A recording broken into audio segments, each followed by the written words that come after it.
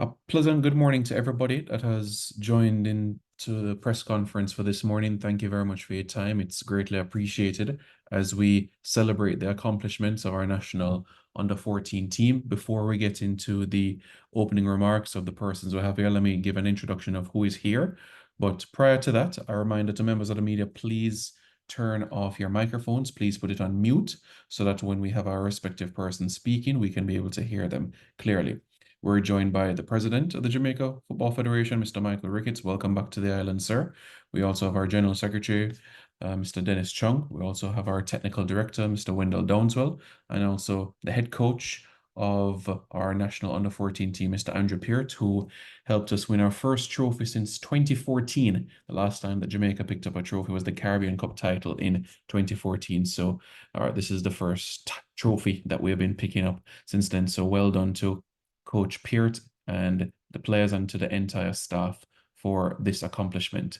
So to start proceedings, we're going to start with some remarks and we're going to commence with our president, Mr. Michael Ricketts, who was also there in Trinidad as well, and to recap everything and share his words as well based on what has happened in the past couple of weeks or so. So, Mr. President, over to you, sir, with some opening remarks. Thanks a lot. Thanks a lot, Simon. Let me greet all the officials who are actually on this platform. Let me, of course, acknowledge respective representatives from the media houses. I'm not sure who else would be on, whether any of the players are actually on, but I must use this opportunity to express my absolute delight. I mean, we were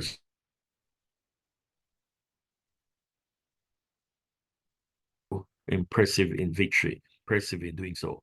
And when you participate in a competition with 23 teams and you come out scoring 25 goals and conceding 2, and albeit one was extremely dubious, that penalty call.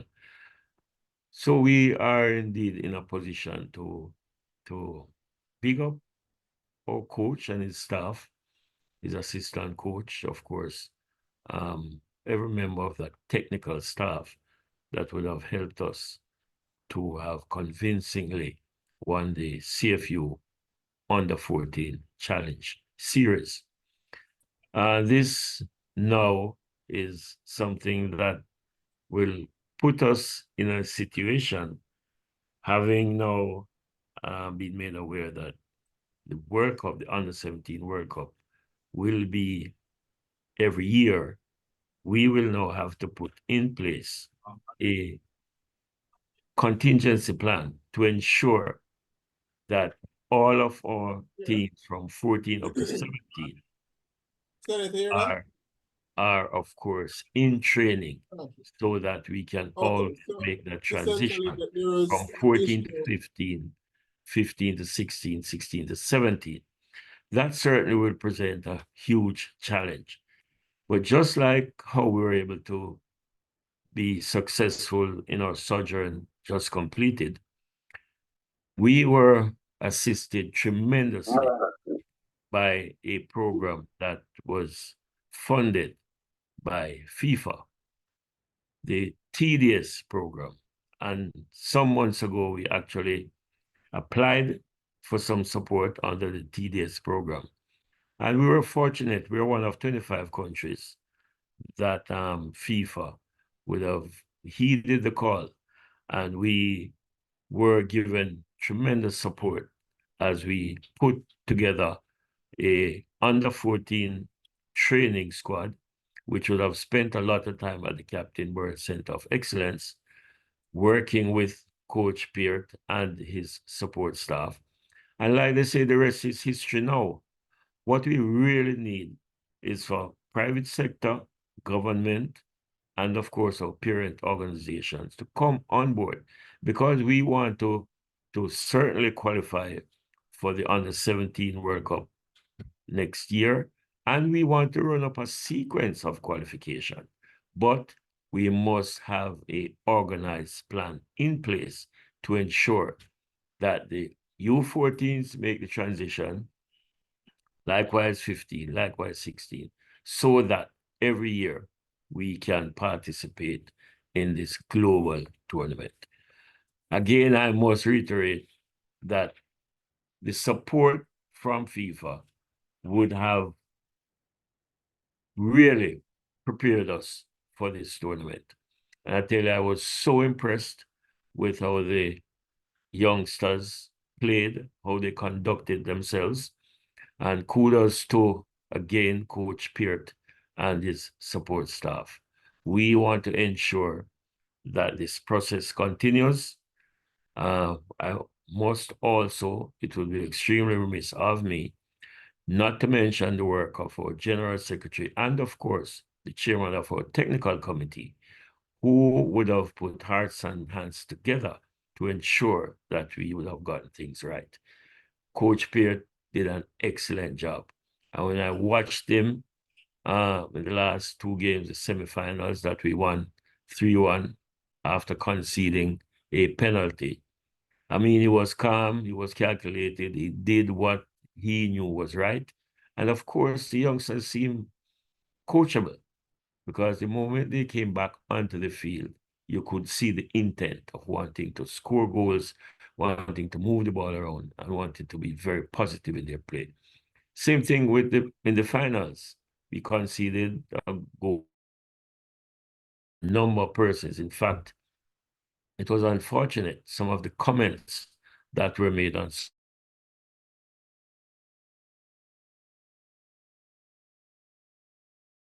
him, like he would have said prior to the game, was intent on ensuring that we score some goals. Congratulations, Coach Peart. I mean, I know you would have shown the highest level of commitment to this program. And we want to assure you that the JFF will give you as much support as we can to ensure that there is some longevity, there is major productivity, and that the process will continue leading up to or under 17's qualification for the World Cup.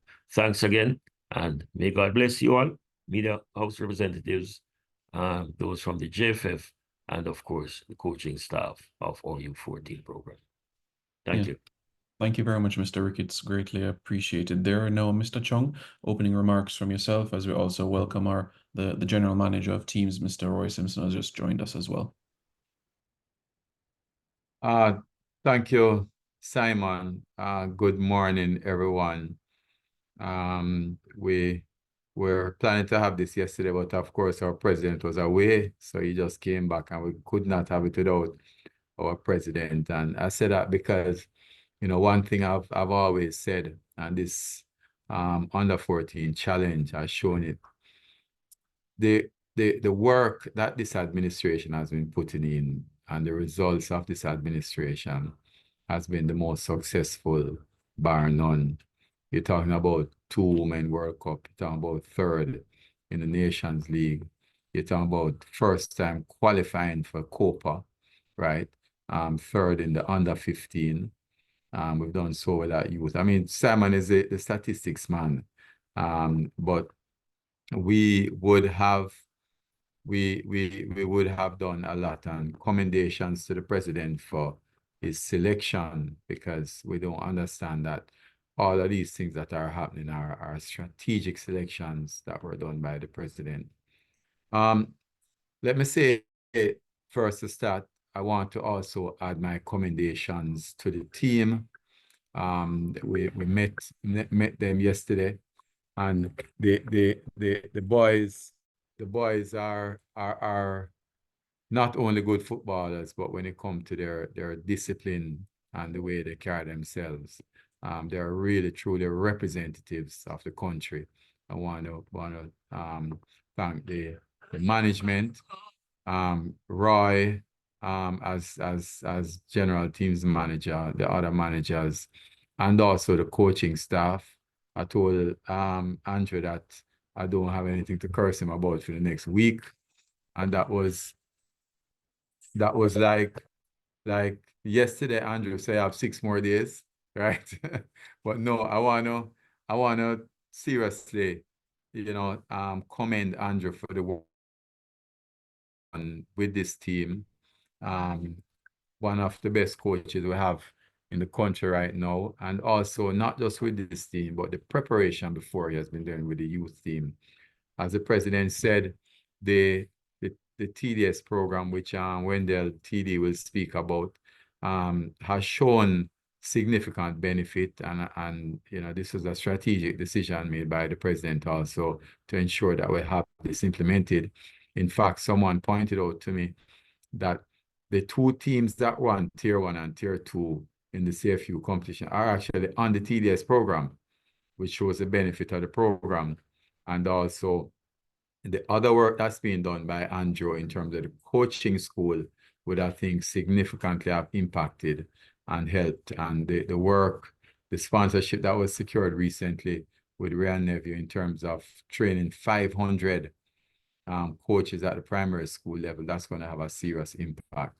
I want to also appeal to our sponsors to show them that this JFF is intent on the development of football locally. I mean, Andrew can speak to it, but I know that all players who are local players, Andrew, all right, but nobody came from overseas, which shows that we have the talent here. If we put the infrastructure in place to hold everyone together, then, we could be producing the world-class footballers, just like athletics now locally is producing the world-class athletic stars, and that's our intent with the program. So I think that everything that you see here is based on strategy decisions that have been taken, the work that we've been doing to grow things incrementally and have cumulative benefits. So I just want to add my commendation to everyone, and say to the public and sponsors, stick with us. We want to ensure that this under-14 team is the one that goes on to, after qualifying for the 26 World Cup, that we qualify also for the 2030 World Cup, right? And continue that going forward. So thank you, Simon. Thank you, everyone. Thanks, President. Thanks, Roy. Thanks, Andrew. Thanks, everybody, for the work that you have done over the past year to ensure that this is successful, because this success doesn't come just overnight. This is something that is coming from a seed that was planted a year to a year and a half ago. Thank you, Simon. Thank you very much, Mr. Chung. Appreciated that as well. So as Mr. Chung and Mr. Ricketts alluded to earlier, the TDS program, that is where our technical director, Mr. Downswell, will speak on at this point in time. So Mr. Downswell, you may unmute and proceed to give your remarks as well. Good morning to everyone. Yes, go ahead. Yeah, let me just begin by saying that, kudos to the President, the General Secretary, Chairman of the Technical Committee for the vision and the foresight to be part of, and to be an integral part of the JFF TDS Technical Development Scheme.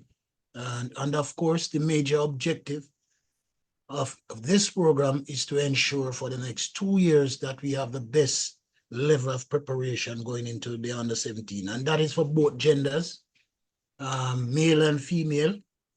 What happens here actually is that FIFA is put in place a staffing that will ensure that we have the best preparation going forward. And in place presently, we have, in terms of staffing, we have Stefan Avery, who is a FIFA coach, who is here to oversee the program. We have Lowen Purser, who is the local coach. We have in place an administrator, stroke coach, Sasha Dunn, and we have a goalkeeper coach, Robert Beckford, and also a physiotherapist. So as you can see, we have a comprehensive staff in place in terms of preparation. What actually happens, we started the program in January of this year. And what actually happens at the early stage, we started out having training twice per week.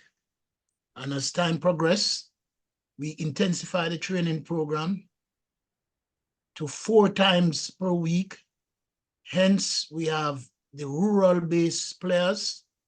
That is the rural-based players. We brought them in on weekends to ensure that we have a good selection process of identifying the best possible talent. And that was done with the 4 scouts that the JFF employs. And they are Paul Maxwell, Karen Berry, Marlon Hilton, and Lee Croft Letman. What actually happens there, we have them in the different regions to ensure that we identify the best possible talent to be an integral part of the program itself. What we actually do, we also have these training, as I mentioned, 4 times per week, and also we have 2 crops of youngsters. We have those who are in the under 15 category and in the under 14 category. So we have 09, 2010, and 2011 players that are engaged. And based on the selection process, we have identified 70 players who have been in the camp itself throughout the program thus far. And from there, we have selected somewhere between 20 and 25 in each category. And therefore, these players got the opportunity to participate in 2 international tournaments. The under 15s went to Sweden and participated in a youth tournament. The under 14 boys, they went to Cayman. They actually participated in a tournament in Cayman.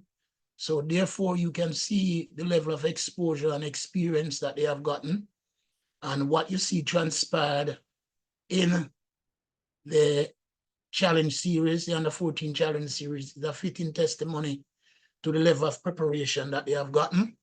And of course, from the JFF standpoint, when Mr. Peart, Coach Peart came in and started his preparation as it relates to the youngsters, you could definitely see the major difference that it plays throughout the tournament and the level of consistency that we saw.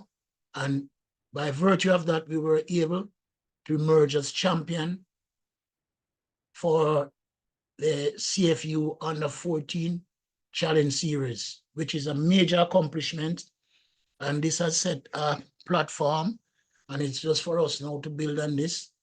We come the middle of September, we will resume the program as it relates to the TDS program itself. We will now engage with the 2012 youngsters, and they will start their preparation going into the under 14.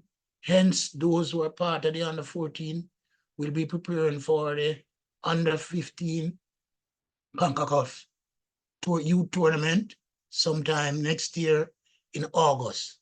So based on the level of preparation that they'll be getting, we are pretty confident that these youngsters will be able to make the requisite transition through the ranks and ultimately into the national under 17.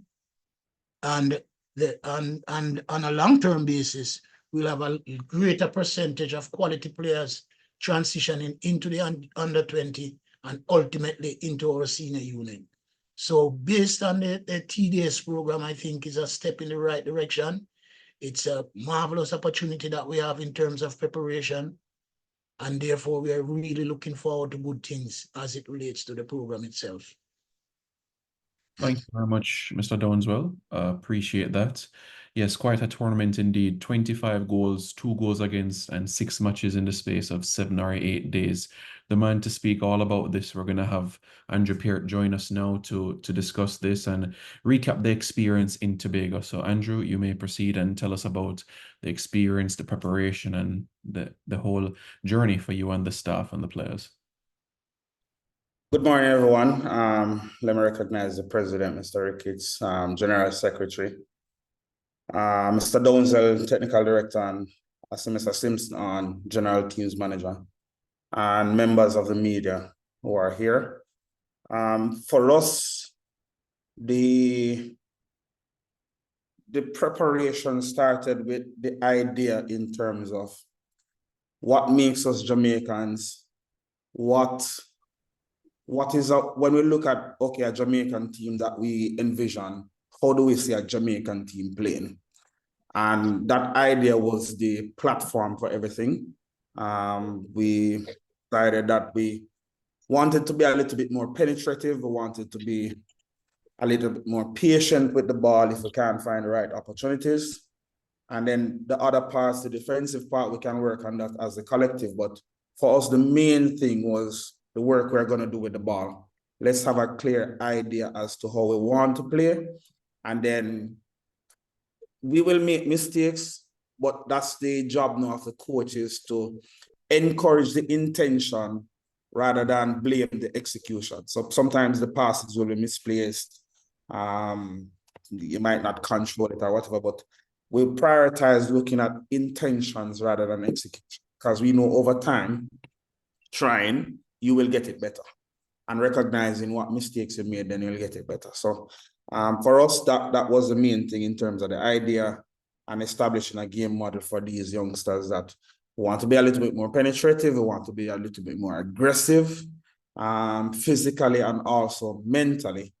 And we carry that over into finding the right system of play for the boys. And as Mr. Ricketts mentioned, the boys were really coachable. And this is typical of youngsters at that age. They don't have a lot of playing experience, so they won't come to you with, oh, coach, this works better for me or that works better for me. It's about having a coach that believes in them and a coach that recognizes their strengths and play them in a position or a system that brings about their strengths more than how they would imagine. So that was the preparation leading up. Mr. Donzel mentioned 10 of the 20 boys train in a tedious program. And the rest, the collective would come in on weekends to really accelerate the development. Going into the tournament now, it's a little bit of a challenge for them mentally, because whilst going to Sweden, 2 of them went to Sweden and going to Cayman, this now is a different ball game where this is national team competition, not you playing against clubs or other sort of teams. This is now you playing nation against nation and everything is at stake. So that first game against St. Kitts, I thought we managed the game really well. We led 2-0 at halftime, but there were some aspects of the second half that we weren't too pleased with. But in rewatching the game, again, you saw the intention of the boys to really play the way we wanted to play. And for me, coming out of the tournament, that's the most pleasing thing for me in terms of, okay, yes, we won, we scored goals, we come home with a trophy. But when you see from minute 1 to 70, the intention of trying to play a certain way, when I look at even the 7th goal against French Guiana, we made 13 passes leading to the goal.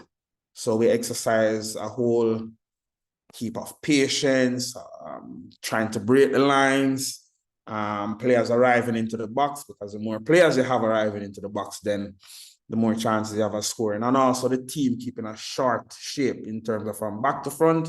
It's not big gaps where, okay, if we lose the ball, we suffer against counterattacks. Or if the gaps are big, then we can't connect the short passes. So that was very pleasing that from the first minute to the last, we still tried to play the way we wanted to play. And that's the most pleasing thing. So in terms of a seed being sown, I would say that's the most positive thing for these boys moving on to the CONCACAF U15 next year. So this experience will be massive for them, because now they have a greater sense of belief in themselves, and also belief in a plan that the JFF has for them.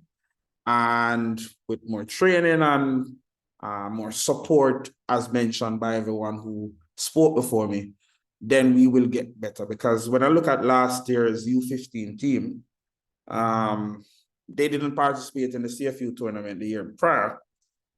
They made it to the semifinal for the first ever in Jamaica's history. So not to put a lot of pressure on the program for the upcoming year, but with this platform, we are well, football is not as easy as 1 + 1 = 2, but with this experience, we will be expecting more from the entire program.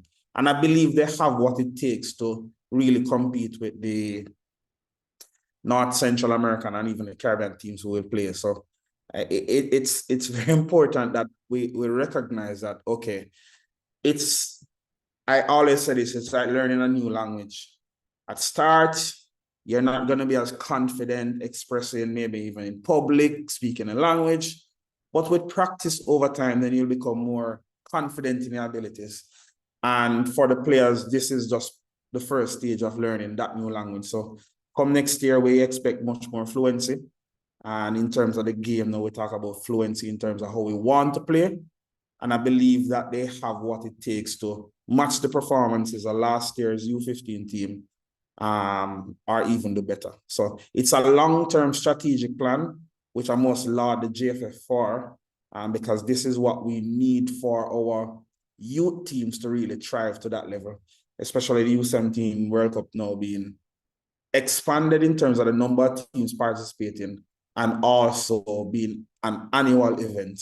We have to ensure that we are always there, because the U17 World Cup is the real platform for national success. When you look at even Switzerland, generation of players now, which is coming to the end, those players won the 2010 or 2011 U17 World Cup. And the majority of those players went through to senior team with just the success of one generation. So we are a small country. We have to ensure that as many of our players stay in the program as long as possible. Yeah, thank you very much, Coach Peart. Really appreciate that indeed. So, folks from the media, you may now raise your hand and indicate you have any questions for Coach Peart, Mr. Downswell, Mr. Ricketts, Mr. Chung. Any questions you have, please raise your hand, and then you will be identified, and then you can go ahead and pose your question. We'll have a few minutes for questions, and then we will conclude this press conference. So you may go ahead and raise your hand, and we can proceed.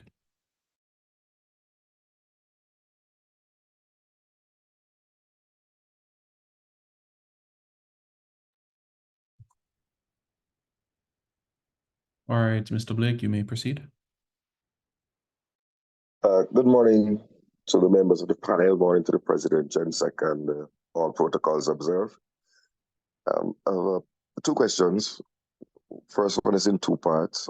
First, congratulations to the President. You must be proud to bring home the first silverware in many moons for Jamaica. So if you could just expand on how you see this impacting the football program in Jamaica, and congratulations also to the coach and the players who made Jamaica proud. And the part B of that question is, Coach, what players, I know you don't like to single out sometimes, but certainly what aspects of the team, midfield, defense, the forward line, really stood out for you, and that we can look forward to in the future, and what are the plans between now and the next competition? That's the first question. I'll allow them to answer. I have a shorter one after. Yeah, so Mr. Ricketts, the first one was to you regarding the trophy. How it feels for us. Well, first of all, thank you very much for your commendations, sir. Indeed, this ought not to be directed to me, but certainly to every single individual that participated as part of the process of getting to the CFU and for winning. But thank you so much, sir. I really appreciate your comments. And we're just very excited at the prospects. Having put this TDS program in place, we're absolutely sure that we do now have a proper development program. Like Dennis did mention, that we will now be expanding our coaches education program to ensure that every single primary or prep school is coached by someone with at least a D license coaching certificate. Next year, everybody, all the 500 who would have gotten their D license will be further trained to become a C licensed coach. So this is work in progress. And like I said, we are very, very optimistic and very positive about the future. Yep, thanks, Mr. Ricketts. Coach Peart, there was a question along the lines about defense, attack, the midfield, and players as well. So you can proceed on that. I think Mr. Blake, who raised a question, rightly mentioned out that you don't like to single out persons, but it's a team effort. And I'll say this not to be cliched, but when we have the ball, we have 11 attackers. When we don't have the ball, we have 11 defenders. And I think that mindset and that level of focus from all the players that, okay, when we have the ball, so you will see when we have the ball, the defenders participate. They don't just get rid of the ball. They try to find the right solutions. Okay, is it an area where I can drive the ball forward to provoke somebody come in and find a pass inside or outside? Or can I just move it side to side to continue to find that solution? So I think that was very important for us. Also, the work of the offensive players contributing defensively. I think that makes a big difference. And it's part of the reason why the majority of our goals, well, we didn't concede a lot of goals. And if you look at the 2 goals we conceded, one was a penalty, so a set piece. And then the second one was a second phase of a set piece that we didn't defend so well. But in the general run of play, we never gave up a lot of chances. And even when we did a few, our goalkeeper really came up big, which is very important and a quality oftentimes rarely seen, where somebody who is not involved in the game as a goalkeeper for the majority can turn up with a big save to preserve a clean sheet or not expand the deficit. So the entire team, we commend them. Great. Thank you, Coach Peart. Yes, Mr. Blake, I know you had said you had one more. You may proceed with that one more, and then Livingston Stockholm Neglino. So go I'm ahead. certainly. This one is my second question is directed to the General Secretary, just emanating from his opening remarks.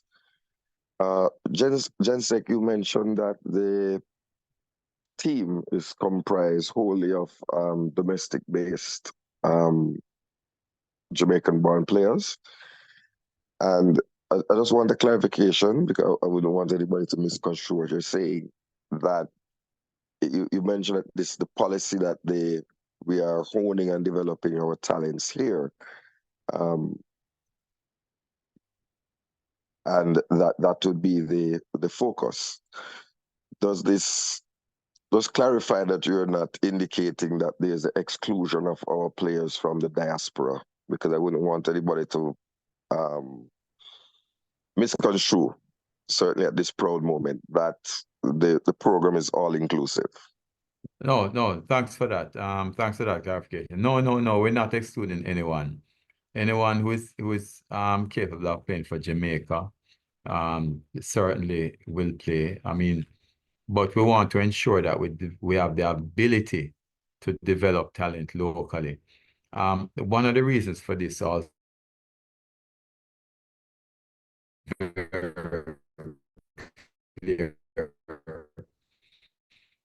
that our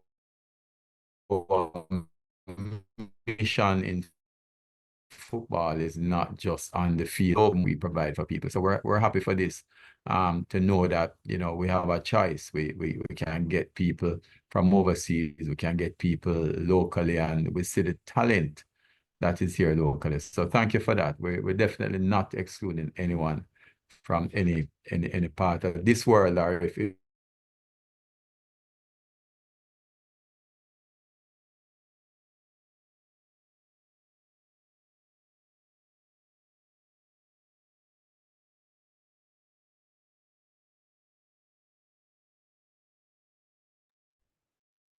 All right. Mr. Chung, you were just frozen for the last moment there. You could repeat what you said in ending, because I don't think the members of the media got that. But the last thing we heard you said was about no exclusion, something of those regard, because the audio chipped out for a moment there. All right, it looks like he's still frozen for You hear me? Can hear you now. Can hear you now, Yeah, yes. yeah. Please. Yeah, I'm saying to Cataract there. No, we're not excluding anyone from anywhere, right?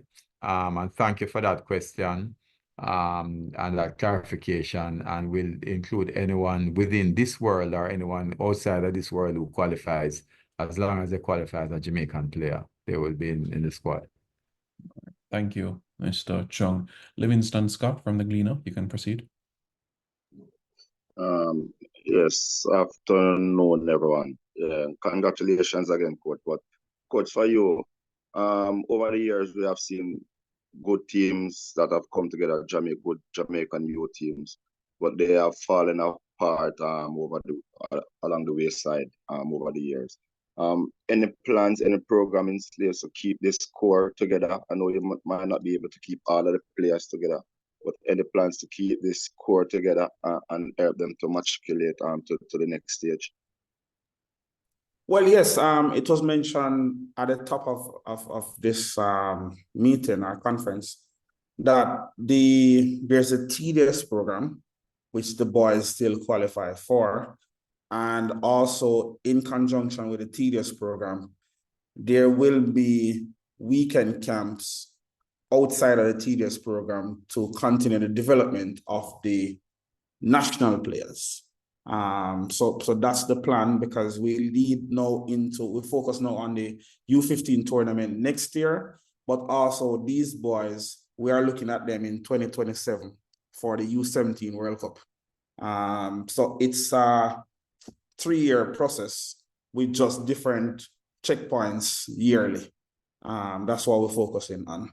So again, for us, as many as possible, as long as possible, in the programs, national programs, or the TDS program, that will be to our benefit.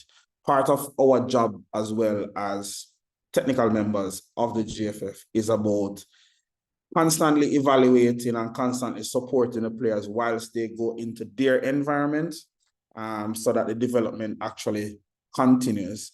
And also part of it as well is to scout for more players, because I know with this success of the U14 team, that you'll have many more players in the age group who are late bloomers, because they are at their stage of development where they are still growing. So somebody who may not have been seen this year, boom, will turn up next year as one of Jamaica's top 5 players. So understanding the biological process and also the technical development of players at this adolescent stage, we know there will be players out there who may not have participated at this level, but will still make the U15 team come next year. So that will be only good for us, because now you may find an next 15 players to add to these 20, whether local or domestic or from the diaspora. That will only enhance the quality of the team. One more assignment, and this will go for the I think Mr. Ricketts and Director of Football, Mr. Downsell. In terms of the focus on the other youth programs, there have been some good signs over the last couple of years, but I don't think that there has been a focus like how this under 14 has been in camp and was thoroughly focused and given the best opportunity. Will we see similar focus on the other youth teams going into other tournaments in the future? Because like I said minutes ago, is that we must now maintain that cohort to ensure that they make the transition into our U17s. And having now this TDS program, that will give us some latitude, will give us some financial support, so that the under 14s will be always stay together to ensure that they make the transition to under 15s and then certainly to the under 17. So this definitely will be an ongoing program. And like I've said, it's going to be a challenge for sure. But we are expecting support from private sector and of course from government and from our parent organizations. But definitely, this will be an ongoing program. All right, thank you, Mr. Ricketts. We just have a few more questions before we conclude. Let's go with Javan Parchment and then Jason Hall. So, Mr. Parchment, you can proceed. Please unmute. Go ahead. Yeah. Good afternoon, everyone. Sir Peart, your question to you. First, I want to say that I like the game model that you have, teach the boys. And the question is how easy it was to get them to understand how to function on the field and how you want them to function. Thank you, Mr. Parchment. It's never easy, but I think this is where both parties meet at a point to get the best out of the collective. The players were really coachable, as Mr. Ricketts mentioned from his observation. So it's about, okay, you have a clear intention and you know that it won't be as smooth as and ever. What you just have to do is continue to work on it, continue to review and evaluate it. So we test it in terms of training sessions, in terms of games, and that's it. So the display from the boys was something really pleasing. Last question. Could we have this model be a national model where, once you're selecting a player to be in the national squad, this is the criteria, this is the stuff that they should know and stuff like that. So it becomes easy for you. Well, yes, you'd want to, for some or different environments, clubs, schools, whatever, to emphasize aspects of the game model. We're not asking, or we will not ask persons to play the same system, but what if you have two strikers? I think the principles are more important than the system or the formation setup. Right. But yes, and one of the things you don't want to exclude as well, at this stage, someone who you figure don't fit the system. I think at this stage, players are very receptive and coachable to actually fit into a way of playing. So still open for everybody, but as I mentioned, we will move forward in terms of publicizing the aspects of the game model that we have prioritized, because we see it fit for Jamaicans to really play like this way. But it won't be a mandatory thing where, okay, you must play like this or anything like that. It's a free choice for coaches or environments to work the way they see best. We're just promulgating some aspects of the way we want to play. Lastly, I just want to say that I'm happy that you guys really improving in the coaching education. I think it's playing a big part in what is going on now in our youth football. I think there are a lot of work there in terms of resources to pump in, so that each parish can, run their programs and so on.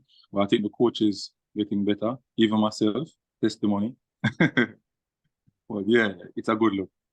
That's Thank it. you. Thank you. And it shows in terms of your questioning as well, Mr. Parchment, or should I say Coach Parchment. But my final point on that coach in education thing is, at this stage, so we have a program to start with the primary school supported by InSports or NFL.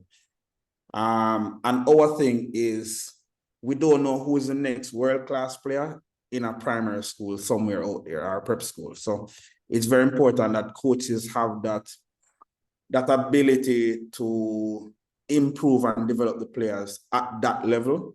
So when our next team gets them, or even the national team gets them, the starting point is not low, but actually the players come with some level of game understanding and technical development that actually accelerates the national team's output.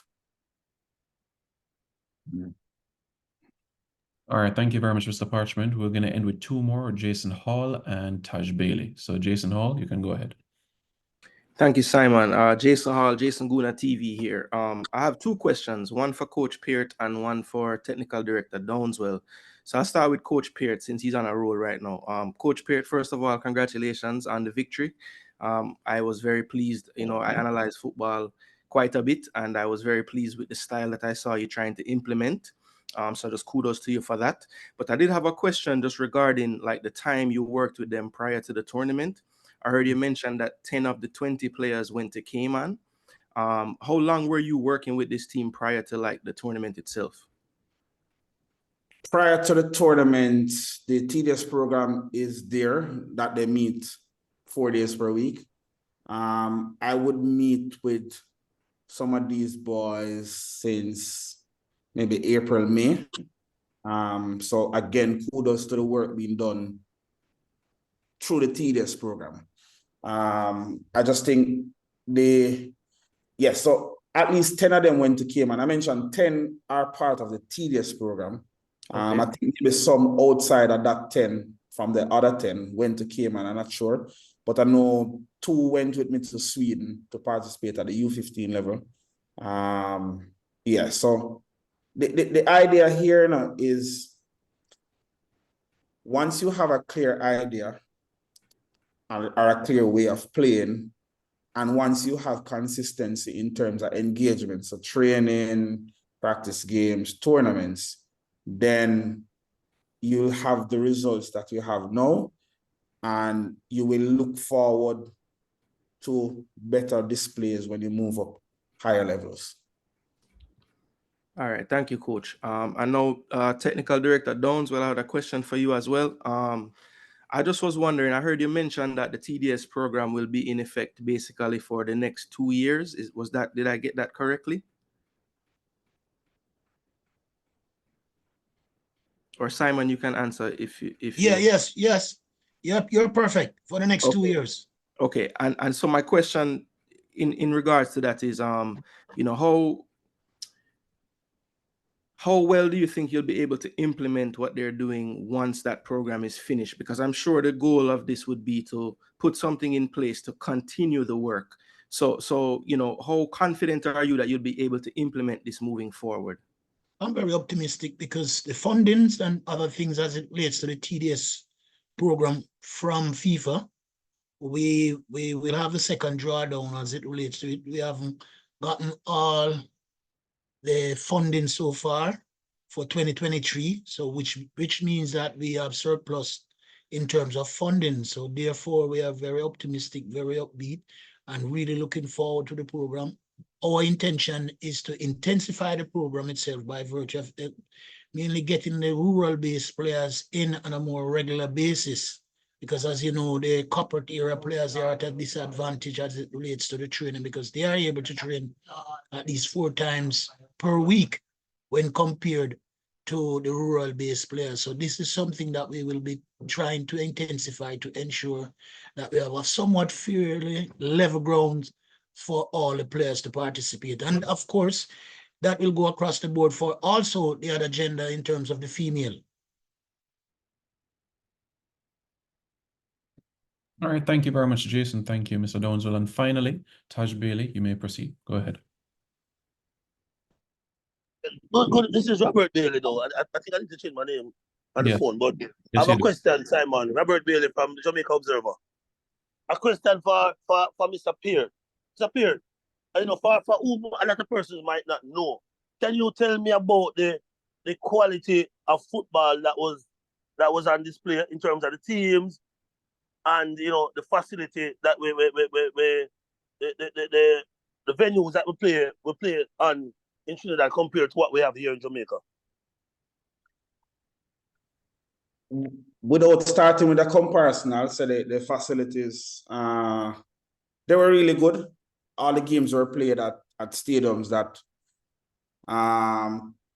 Trinidad would play international games, or in the 2001 U17 World Cup, which they hosted, acted as venues there.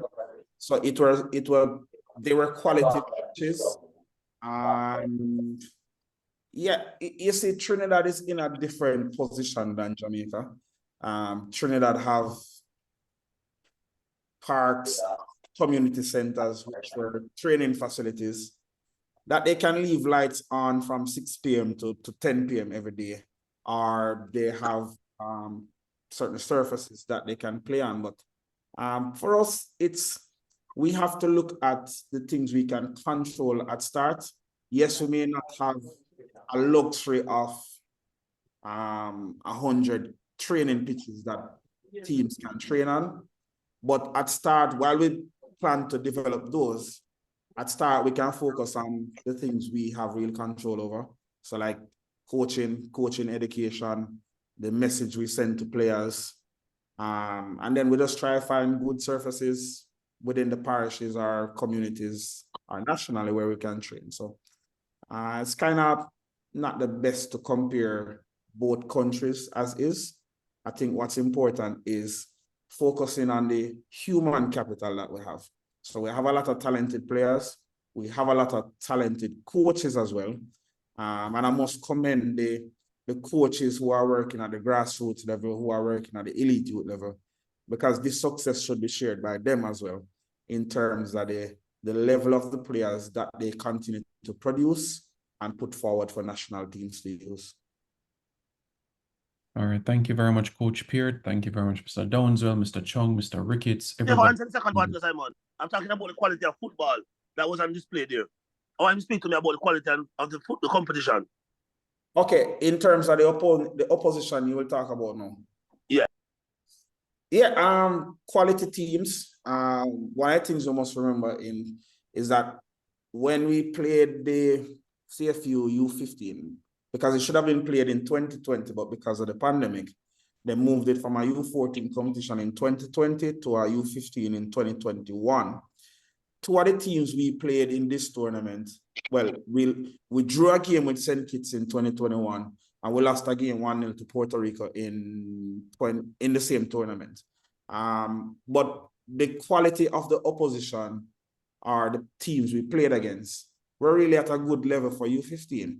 So when you look at Trinidad and Tobago or Puerto Rico, with an influx of diaspora players from the United States playing for Puerto Rico, Aruba have players who play in the Netherlands who come down to play.